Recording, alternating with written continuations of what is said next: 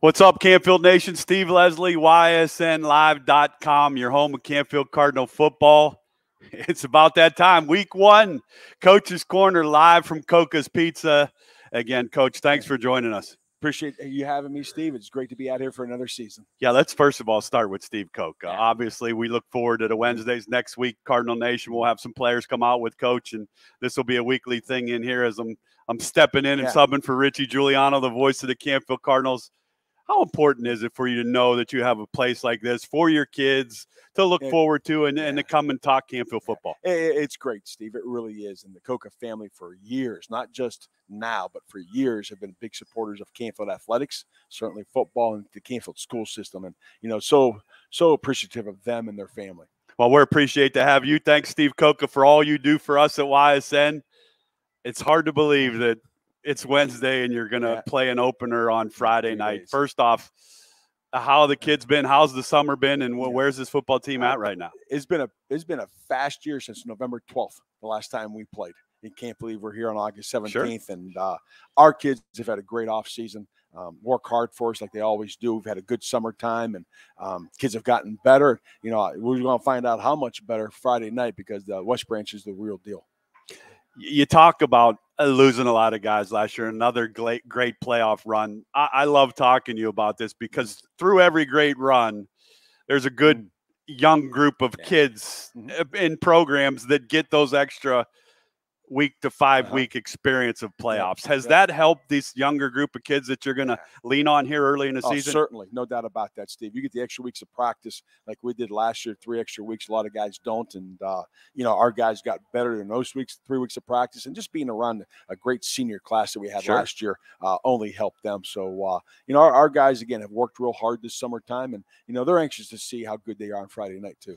With Coach Pav, Coach's Corner from Cocca's Pizza. Let's talk about I know how important your staff is to year in and year out. Let's talk about this Cardinal assistant coaching staff that do a great job for you. Again, very fortunate to have the quality young men that I have on the staff. On the defensive side, again, we've got Wally Hurdley, which I believe is one of the best defensive coordinators in the area and certainly Northeast Ohio, if not all of Ohio.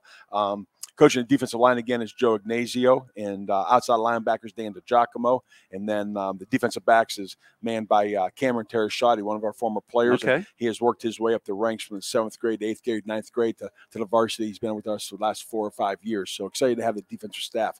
Offensively, Angelo Seminaro, again, a guy that we really believe is one of the finest offensive line coaches around.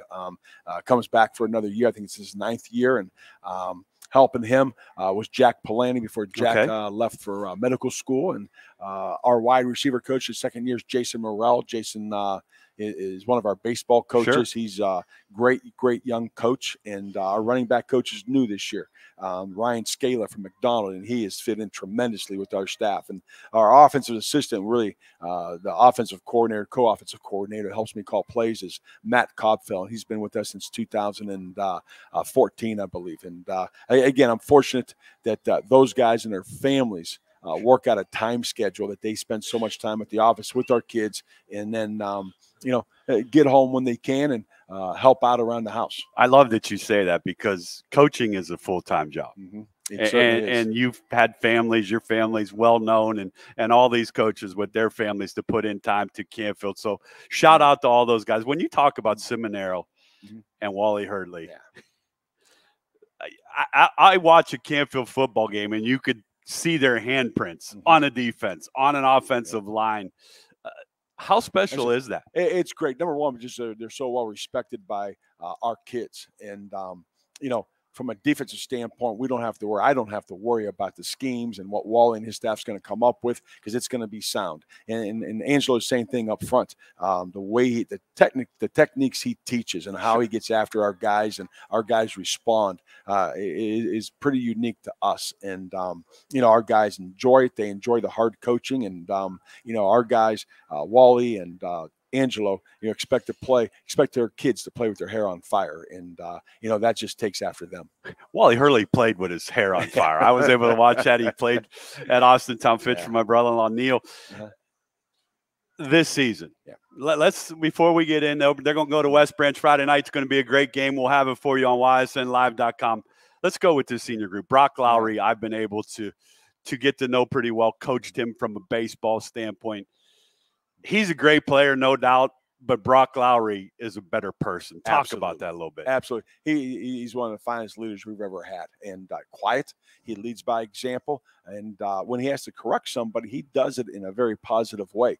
Just tonight at practice, we had a couple of receivers not getting to the depth of routes that they needed to, and he just pulled them aside. So, listen, we have to get to those depths or it's going to be trouble Friday night. He didn't yell. He doesn't scream. And then when he gets to the weight room or the film room or the practice field, it's all by example. And I think our kids are attracted to that.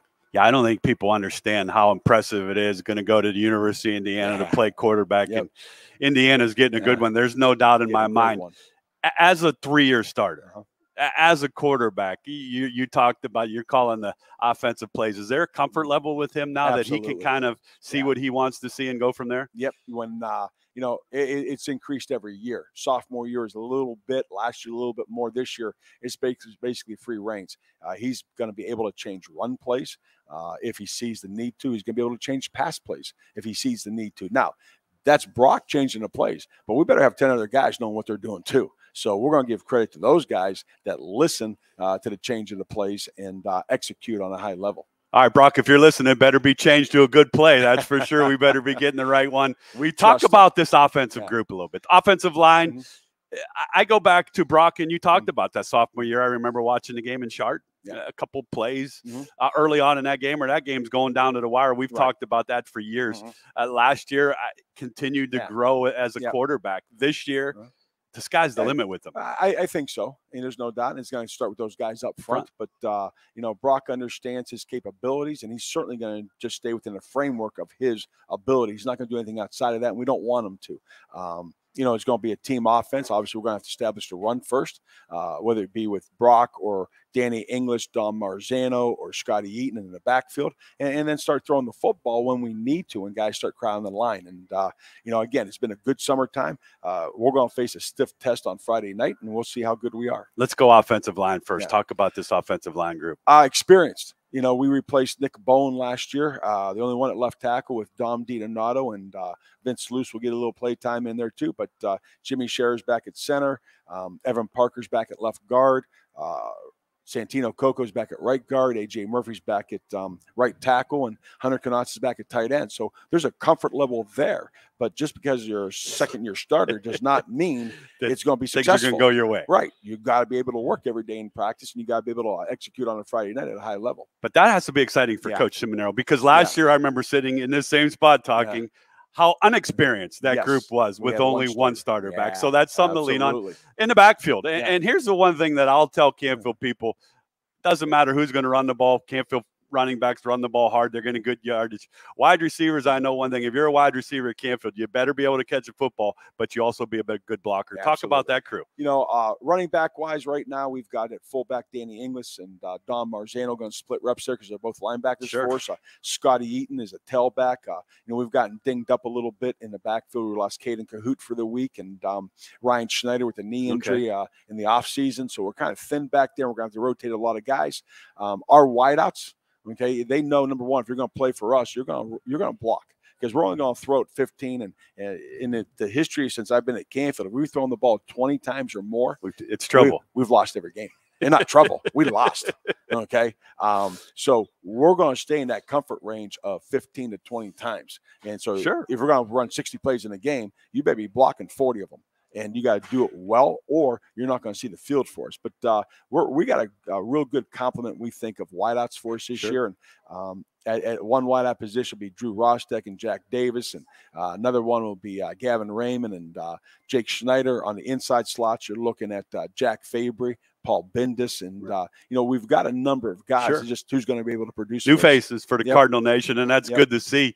Defensively, obviously, Coach Hurley will have that group ready to go. Canfield defense are going to stop the run first. Talk about this defensive unit and what the Canfield Nation can expect. Once again, we're returning a lot of guys up in the front. With Hunter Knotts and Santino Cocca and Jimmy Scherer and Dom DiDonato, guys like that. But in the back end, we got to replace all three linebackers. We got to replace 3 to 4 secondary guys. And when you're going to face a passing team like West Branch, that's a little bit of nervousness. Nature at first test right there, Yeah. for sure. We'll get to that West Branch game. I remember calling a lot of those guys' names last year. That's a pretty heavy hit to a middle of a defense. But these younger kids were able to be a part of that and see that it has to have some help going into their first game. No doubt. They're ready to play the first ball game. It's just the jitters that you got to get out of the way. And we trust them. We believe in them. They've won their jobs. And now they just got to go perform. Well, Friday night, they're going to perform. Canfield Nation, they need you out in full force. They will travel to West Branch for a series that hasn't been played since 2003. 2003, and this is a great rivalry. West Branch is a very dangerous, talented football team. Mr. DeShields at quarterback does a great job. The receivers do a phenomenal job. The head coach is the offensive coordinator, so not a whole lot have changed. Tell the Canfield Nation what to expect from this West Branch team. You're going to see a fast-paced offense. They want to get the ball off every 10 to 12 seconds.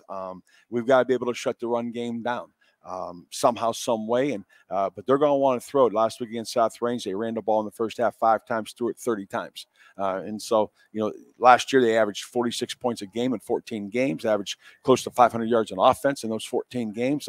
If you know anything about Big 12 football, this is a Big 12 offense. Big 12 offense. And we talked off air, the limited amount of times that they run the ball, you better stop that run, or those are the plays that turn in to the long distance ones. How important is run defense to, I don't want to say that you want them passing the ball because that's your strength, but to know down in distance that they have to pass the ball has to help this defense. Absolutely. Just, we're concentrating on shutting the run down. No matter how many times they run it, we got to be able to limit the run plays, the yardage that they get, because then it becomes one-dimensional. And now our guys can pin their ears back up front and go after the kid and go after the shields and try to get to them. And, secondary guys can just play coverage. You don't have to play both. Sure. Those guys that we ask to be run and pass players, not can only be one type of player. And, and Drew is just a tremendous athlete. He's big, he's strong, he's faster than people think. And we got to believe they're going to try and get him involved in that run game a lot in the first game, because last year they had a back named Stephen Mara who reminded us a lot of Chris Sammer when Chris played for us. Absolutely. And very similar. He was that guy that got you the 120 and it went unnoticed and those types of things. And,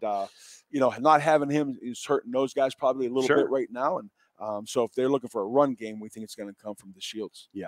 2 great quarterbacks Friday night at West Branch. We'll have the game for you on YSN Live. Richie Giuliano will be on the call. He's the voice of the Cardinals. This rivalry, it's a close, not the distance is new far. How exciting is that? You've done this a long time. How is exciting for this rivalry to take place? There's a lot of hype, a lot of talk on both sides. This is going to be a great one Friday night. In the situation we're in, that's it. We're playing a local team. Our guys know them. They know us. We play in baseball and basketball and, wrestling and things like that. So it's nice to get on the football field and, and rekindle this relationship. Hopefully it will stay, since we haven't played since 2003. Well, it'll be a great one Friday night. We'll have it for you at West Branch. The Cardinals will head on over.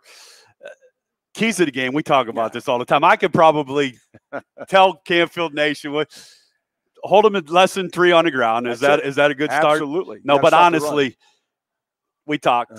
Offense is your best defense. No disrespect to Coach Hurdley and that defense, but if the ball's in Brock's hands the majority of the time and you're moving chains, that has to favor Canfield. I hope so.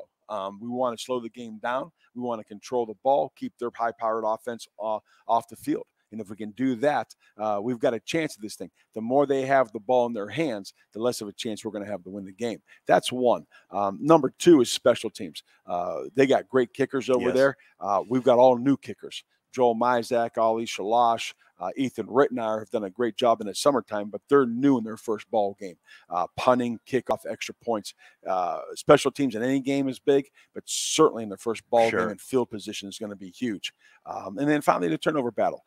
In any ball game, turnovers cost you. You got to limit the turnovers. You got to hopefully come out on the positive side of that turnover ratio. And if you do, you're giving yourself a real good chance of winning. How excited are you for this season with this group? I am. We looked forward to it since November 12th of last year. We knew we had an experienced team coming back, but, experience doesn't mean anything unless you go perform at a high level. And, we're expecting our guys to perform at a high level on Friday evening. And if it's good enough, great. If not, we move on to week 2. Let's talk schedule. It's another very, very good schedule. I know you don't look at that a whole lot. You're worried about Friday night. Talk about how good this schedule is that prepares you for what you've been able to do come playoff time. You're prepared for anybody you play. I think so, Steve. Obviously you opened up with West Branch, was a regional finalist last year. Division 4, they always teeter between 3 and 4. They're one of the top Division 4 schools around.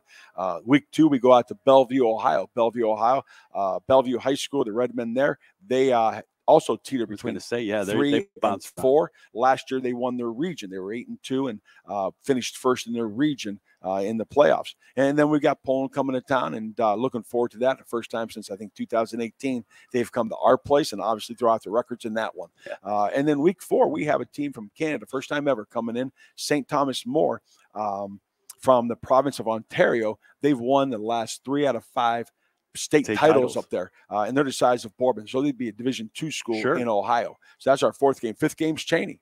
And everybody's talking Cheney, and as well as they should, with the Hewlett kid there and a bunch of other guys that are just fast and physical. And Seth did a great job at Bourbon. Seth did a great job as an offensive coordinator at Cheney, and now he's back there as a head coach. And we're going to see them tomorrow night against Poland, and we're going to have our hands full in that one. And then week 6, we go down to Dover. Dover got bumped up to D2. Go down there and see if we can get, maybe a little bit better than we were last year and losing that game 21-14. Week 7, still iffy for us. Week 8, we've got Youngstown East coming in, and, those guys, looking at them on, the interviews. Yeah, that's really a building process. Yeah. Yes, I am impressed with Coach Asen and what they're doing over there. The numbers seem to be up, which is outstanding. Yeah, we just got the numbers for their 7th and 8th grade. We're playing them. They got 60 kids in 7th and 8th grade. It's awesome. Great to see. And then obviously we have Holland coming to town, and Coach Boyle there in his 3rd or 4th year is continually to improve their program. And then week 10, we've got Boardman coming over, and DJ Dodo is one of the finest coaches in the area. And, those guys are going to be tough, hard-nosed, seasoned kids by the time week 10 comes along.